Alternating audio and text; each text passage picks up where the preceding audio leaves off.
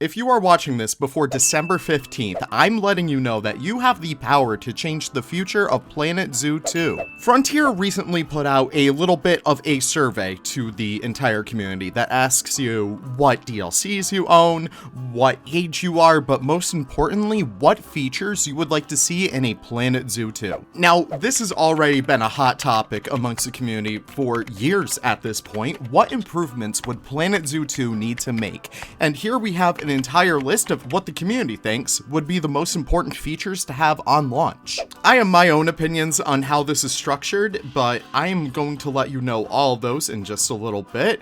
Regardless, you can find the link to this survey down below, and I encourage all of you guys to fill it out. No matter what you want, no matter what I say, fill this out to however you respond best to the questions, because it's so important, because this survey has a direct impact on how our game is going to be made in the future. But there's a little bit of a catch. Some of my fellow content creators, including Geekism as well as Eben, have mentioned that this survey is taking into account a lot of things that the community is already asking. So me personally, I start to see a few things on this list as quite redundant to ask for. If you go back any number of years, even to the start of Planet Zoo, people have been asking not only for birds, aviaries, aquatic animals, aquariums, ever since the dawn of this game coming out, and Frontier is very much well aware that there is a demand for this, and honestly, I would expect these features to be in the game at launch. I do not see this as something that they're going to be like, oh, you know, it's the last year of development, let's kind of throw this stuff in there for them, you know? This stuff would have been needed to have been worked on for years at this point, and we already know that Planet Zoo 2 has been in development for at least 1 or 2 years at this point, and I think that would be their main goal of making these systems actually available to work first and foremost. So when you go through the survey, please keep in mind that everyone and their mother is going to be voting for birds, aviaries, aquatic animals, and aquariums, even improvements to animal exhibits. I do not think that Planet Zoo 2 could be released with the same exact exhibits as they are, or else people would be rioting on the front steps of Frontier headquarters. But I think they actively know that that is a system that needs to be improved, and I absolutely see that happening regardless of the outcome of this survey. Not only that, but also a brand new pathing system akin to Planet Coaster 2's pathing system. This is one of my biggest wants for the game, and honestly, at this rate, it is coming to the game. Whether you guys like it or not, that is something I am beyond excited to see, and that is something I am very excited to really sink my teeth into. But with that being said, there are 12 other features that they mentioned in here that really, it's up in the air about whether or not people want these or not. I'm gonna go through these and give my 2 cents on most of these. Improved animal behavior and dynamic interactions with the world around them. Me personally, I already kind of like the features in Planet Zoo. If anything, I would like animals just to be able to interact with the environment just a little bit more, but honestly, the way that they work in Planet Zoo right as it stands, I'm fairly happy with, and I'm not really feeling particular about this one way or the other. More dynamic terrain tools akin to JWE3. Literally, I would only advocate this if it were for just waterfalls. However, JWE's terrain system, it's not really the best. Me personally, I much prefer Planet Zoos, even Planet Coasters in some rights.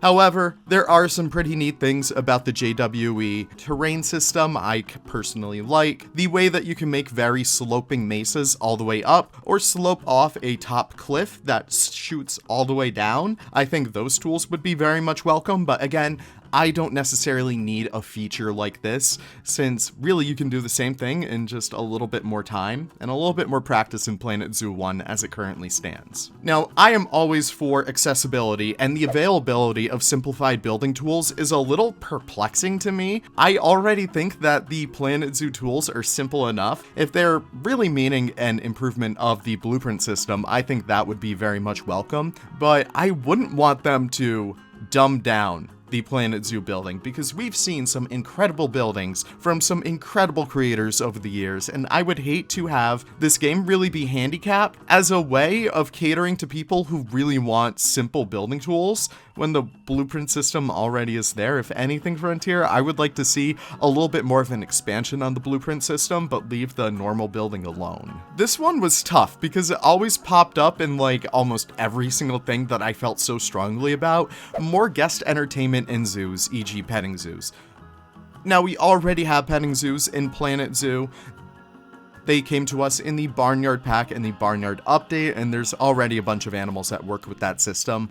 But I really hope what this means is a more guest-centered experience. I really want to see a lot more playgrounds. I would really like to see a lot more guest interactive kind of elements. I'm thinking rock climbing walls. I'm thinking kind of like just more rides for guests, more carousels, more silly stuff like that a zoo would really have. I'm thinking about like those little backyard train rides that every single zoo seems to have that kind of goes through like an animatronic dinosaur hall or something. I would love to see something like that. But again, this was always up against some things that I felt a lot more passionate about. So yeah, that's kind of where I stand with that. Now, all Planet Zoo base game animals available on launch. This is something I feel so passionate against. Now, of course, Planet Zoo 2, I do not see a world in which Planet Zoo 2 does not feature pandas, tigers, elephants, giraffes, zebras, hoofstock, bears, all of those iconic zoo animals.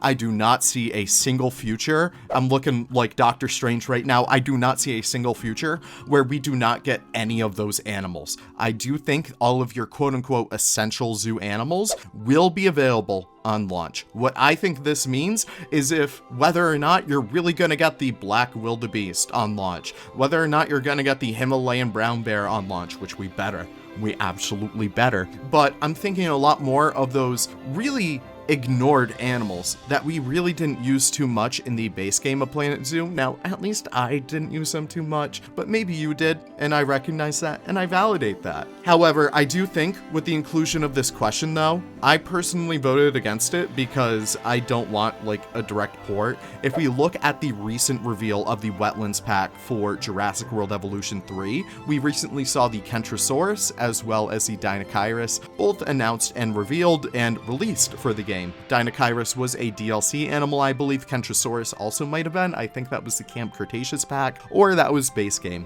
But either way, I do see Planet Zoo and the Frontier team letting us have these animals over a steady period of time. I would much prefer that. I think that gives the game so much more longevity. I know, obviously, they could just throw us the animals to begin with, but I'm thinking a little bit more realistically here. I'm thinking Frontier as trying to cater to a community and build a community too that is not reliant, but still excited about products, about every single quarter. Here's what's coming out for the game, and here's what you get for free for being a supporter alongside us. Like, that to me is so important, and that's why I personally don't really vibe with this option over here. Next is more in-depth management gameplay. I don't know about you guys, but management really isn't the reason why I'm playing Planet Zoo.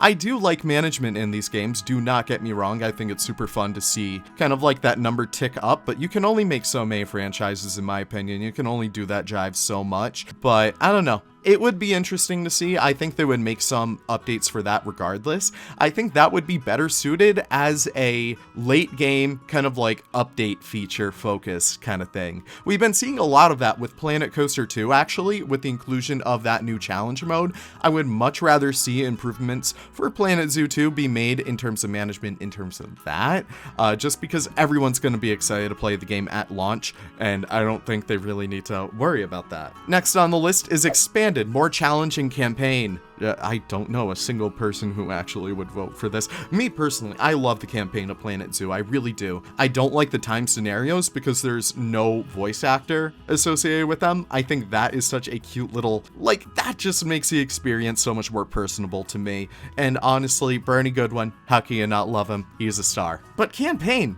you're not going to be replaying the campaign over and over again. I do not see a world in which that exists. Me personally, I would vote against this. That's what I actually did, in fact. But yeah, that's my 2 cents. Next on the list is more unique scenery, objects, and decorations to choose from. This one was weird. Like, obviously, we want more building pieces in the game. I absolutely see a future in which Planet Zoo 2 launches with a much bigger, robust selection of themes compared to Planet Coaster 2 did, because they understand what happened when that released with only 3 themes and not the fairy tale or pirate theme that people really wanted to begin with. I think it'd be awesome. I really think that more pieces are awesome, and Frontier absolutely recognizes that. Like, we all love our brand new building pieces, but me personally, I felt really apathetic towards this question. I don't know, or selection, that's what it's called. This one is super weird. Ability to observe and research animals in their natural environment. To me, this absolutely reads as sanctuary. This absolutely reads as national park. I'm thinking about big wildlife preserves when it comes to this question. And yes, it would be cool. It is not my prerogative, and it's not really my gameplay style. Again, I really like building for zoos and parks and stuff like that. I don't really like building big natural areas, because that, to me, there's not really a challenge in that. I like when humans come together to meet the environment where it is, and to me, I think that is so much more important for Planet Zoo to focus on. But if this is your jam, go for it. The next one is something that a lot of people feel very passionate about in both ways. The availability of staff vehicles. I think they're fun. I think this is such a fun feature, both in Jurassic World Evolution 2, 3, and 1, I guess, and Planet Zoo 3. I think having a go-kart, not a go-kart, but having a golf cart, that's what it's called. I think having that would be so incredible to have in this game. I didn't really vote for this over any other option. I feel kind of like meh on it, because all of the times it was put against things that I feel really passionate about or really not passionate about. And always, staff vehicles are always kind of like a second to me for the next upcoming ones. But yeah, I would love to see them. Do not get me wrong, Frontier, please. I want to drive around my zoo. But if it doesn't happen, it doesn't happen. Now, this is one that always got the short end of the stick as well. Engaging animal photography mode. Please, Frontier, I would love to see this, but you need to hear my voice when I say this, because this was not reflective in my survey. I need this. I really need this. I just need a fun feature for me to get down on my zoos, on my guest level, and interact with it how I would in real life. I do photography in real life. I do animal photography. Sometimes I do people. Who knows? But all the time, whenever I go to the zoo, you'll always see me with a giant camera in hand,